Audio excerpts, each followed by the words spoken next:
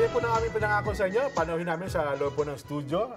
So, siguro ikaw na magpakilala kay ma'am? Oo, ang team po panauhin ay si Dr. Maricar Alberto, Senior Associate po, Scientist 1, Crop and Environmental Sciences Division ng International Rice Research Institute o IRRI.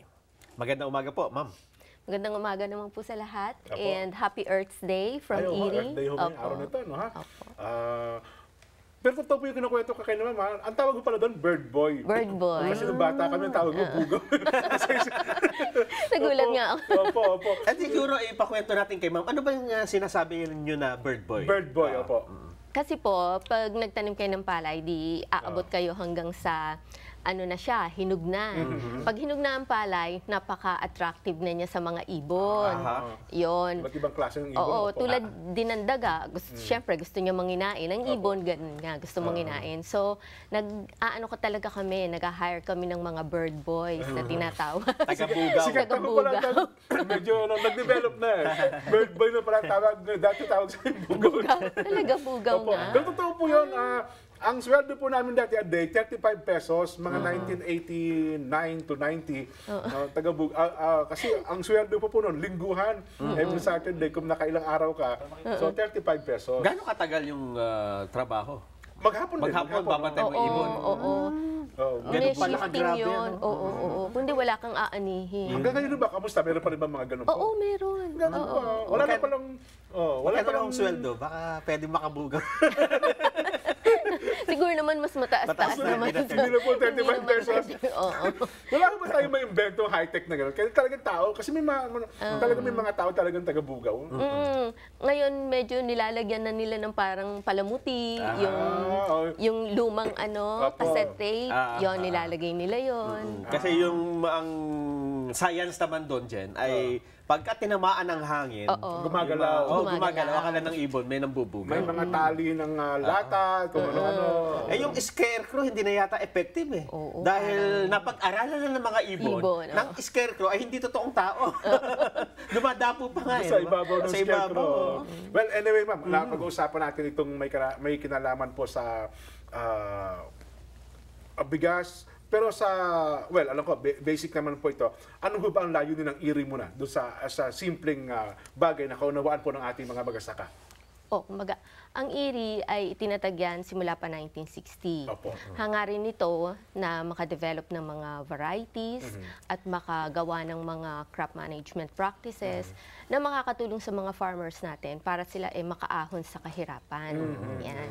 So mula noon hanggang ngayon, talagang yan panata ng IRRI na gawing commitment. Yan ang commitment. Ang isang misconception po sa IRRI ng ating mga kababayan ay ang IRRI ay isang ahensya ng gobyerno ng Pilipinas. Hindi po ganun. Hindi po siya parte ng ating gobyerno. Opo. Siya ay kumbaga funded ng, kung alam niyo yung CGIAR, yung Consultative Group on International Agricultural Research. So iba't ibang bansa ay nagbibigay ng donasyon through doon. Tapos yun ang ginagamit ng IRRI para sa kanyang research. At ang katunayan po, mga foreigner ang nangangasiwa ng IRRI, di ba? Napagkasundoan po ng mga matataas na opisyal, international. Siyempre, para hindi naman bias. Pero meron naman tayong representation. At nagkataon lang na dito inilagay yung kanilang punong tanggapan sa Pilipinas. Siguro hindi lang nagkataon. Pinag-aralan nila yon na strategically dapat dito sa Pilipinas, sa Los Baños, kasi nung panahong yon. 1961 po. Oo. Ang University of the Philippines at Los Baños, isa sa... Kinikilala sa buong mahusay din sa science. Sa science, sa agrikultura. So yung mga scholars pinadadala dito para makapag-aral sa UPLB. So hindi lang po pala bigas, kundi crop management part po ito? Oo, ngayon, tinitingnan na natin yun. Hindi lamang bigas, kasi maaari na tayong mag-diversify. Kumbaga, diversification. Ano po ang bago ngayon sa IRRI, ma'am? Kumbaga ngayon, ang trend natin ay patok na patok ang El Nino. Ayan. So, more or less, may idea naman na tayo kung anong El Nino, Okay? Hindi siya climate change. Naapektuhan siya ng climate change. Naapektuhan ng climate change, opo. Sige. Siya ay isa lamang climate variability na dala ng paghina ng sinasabi nating trade winds o northeasterly winds. Opo. Kaya hindi niya maitulak yung mainit na tubig sa karagatan. Dahil doon, ang pag-ulan ay nangyayari lamang sa Eastern Pacific at saka sa Central Pacific. Tapos walang ulan dito sa ating western side. Kasama Ulan na dyan ng... madalang. Oo, Opo. at saka mataas ang temperatura. Okay. So, yan. And dahil dyan, ang IRRI ay nakadevelop na ng mga technologies, tools, and practices na angkop sa panahon ng El Nino. Kasi sa panahon ng El Nino, kapos tayo sa tubig. So, nakadevelop ang IRRI ng mga water-saving practices. Tulad ng... Kasi po, ang palay ba, may singit ko lang, di ba? Talagang kailangan ito, matubig po ito, di ba? Oo, yun ang Opo. karaniwan natin. Yun yung tinatawag natin sa tubigan. Kaya kung wala kang irigasyon dito at kung nakaasa ka lang sa ulan, ay magiging mahirap para sa isang magsasaka. Oo. At saka kasi nga, sa tubigan, talagang laging kailangan maraming tubig. Tama po. Mula paggawa ng land preparation na tinatawag. So ngayon, ang IRRI, nakadevelop siya nung tinatawag nating reduced tillage. Okay? Hindi na sobrang pag-aararo o sobrang pagsuyod. Minsang suyod na lang ang ginagawa doon. Tulad ng eto. Apo. Yan. Konting suyod na lang ang Ay, pinapakita pala natin sa TV, ma'am. Ano, ha? Oo, ayan. Oo, tama. Nasa TV mo pala. O, sige po, explain niyo po. Okay. So, ayun. Reduced tillage yung tinatawag, hindi na natin inaararo ng todo-todo yung ating Yung lupa. Oo. Mga minsan lang yon, gumagamit tayo ng mga Kubota tractor. Meron na rin tayo ng mga ganun. Mechanized na po, no? Oo, okay. So, malaking tipid yun sa tubig, tapos mas madaling makarecover ang mga halaman. Okay, kasi mababaw lang ang putik. Okay? Tapos, meron din tayong tinatawag na sabog tanim o direct seeding. Ito ho yung binhi pa lang, isasabog mo sa lupa. Oo. Opo, opo. Pwedeng diretsong sabog or meron din tayong tinatawag na yung turbo happy seeder. Oo. So, naitatanim mo rin ng in rows or nakahanay pa rin. Kasi karang practice, ma'am, kung sinalson, magsasaka rin po ito. Meron kasi dalawang option, magsasabog ka, kapag malaki na, mga isang dangkal na, iipunin mo rin para itanim mo pa ng nakaro. Di ba? Ganun ang Doble doble hirap. pagod, doble Pero yun ang hirap. practice po ng mga magsasaka natin dati, di po ba? Oo. Opo, Ngayon meron na tayo ng raw seeder. Yun. So, imbis na isabog mo at kung saan mapunta, ay meron ng mga distansya kung saan pupunta yung bawat binhi. Yun, po. So, pagkuha din ng sustansya ng halaman sa lupa, medyo equal ang pagpaparte o partition. Marami na hubang gumagamit yan kasi sa mga bukid na napapasyalan ko, ganun pa rin puro sabog pa rin yung hinahagis pa rin. Kasi nga, syempre ayaw nila mag-invest or Apo. walang pang-invest yung iba nating mga magsasaka. Doon sa mechanized na, yung Oo, makina yung natin paggamit ng halimbawa ng turbo seeder.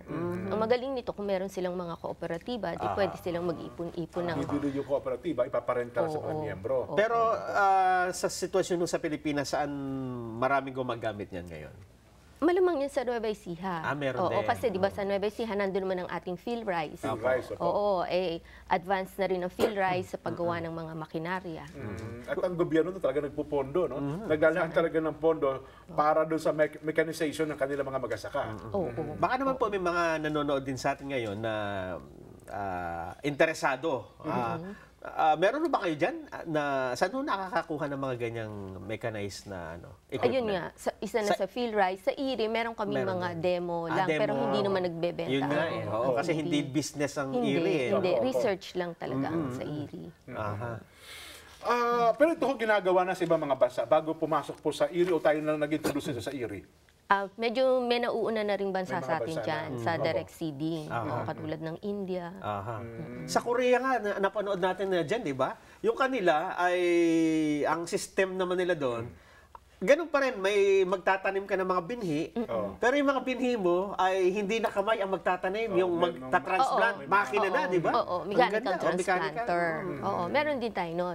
Pero kasi pag nag-transplant ka, kailangan mo pa rin mas maraming tubig kaysa kapag nag-direct seeding ka. Ayun. So itong pamamaraan na ito, para dun sa mas konting tubig. Oo. Mamaya, Tapos, okay. Mamaya ho, tuloy natin ating talakayan kay Ma'am Maricar Alberto, para na sa ganun ay mai-discuss pa sa ating mga magsasaka magsasaka at yung klase ng bigas. Ma'am, pag-usapan natin mamaya yung yung tawag nila, yung varieties ng bigas. Mamaya po yan. Basa lang ho kami ng mga reaksyon. Sabi po ng mga ating mga texter na imbaga bigat, mga apong gwapo, sugbat ko oo, ramdam ko.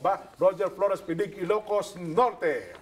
B. Hindi, Fernan Argente, Tansa, Cavite. Breve po mga gwapo, ang linaw nyo rito sa Cagayan de Oro. Ang sagot po namin ay B. Hindi, Alex JC Ading and Sandy Mojica ng Cagayan de Oro. Good morning po sa ating lahat nandyan, na si Nelson, may kasama ka na, Jen. Ang sagot ko po ay hindi, Leti ng Caloocan. Hindi po, Andy Wansagi, Party List Bacolod. B. Wala po, maramdaman sa tulong ng gobyerno, Ryan ng Laguna. B. Hindi, walang kwentang nasa gobyerno sa aming lugar. Si Poco Camarines Sur.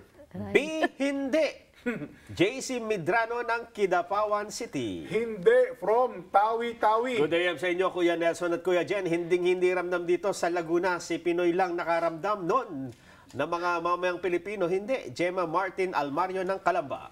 Ang ating hong Vox Populi, ramdam nyo ba ang pagtulong ng gobyerno sa inyong lugar? Oo o hindi? Magbabalik pa po ang saganang mamamayan.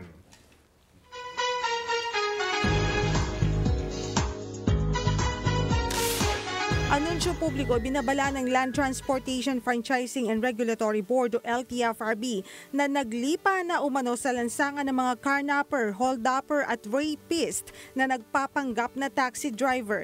Ginawa ni LTFRB Board Member Attorney Ariel Inton ang pahayag matapos sa mga insidente ng panghahalay umano ng isang taxi driver sa ilang pasahero nito. Sinabi ni Inton na kadalasan ay nangangarnap muna ng taxi ang mga suspect saka magpapanggap na driver. Dahil dito pinaalalahanan ni Inton ng publiko na mag-ingat sa pagpili ng sasakyan, lalo na sa mga driver nito.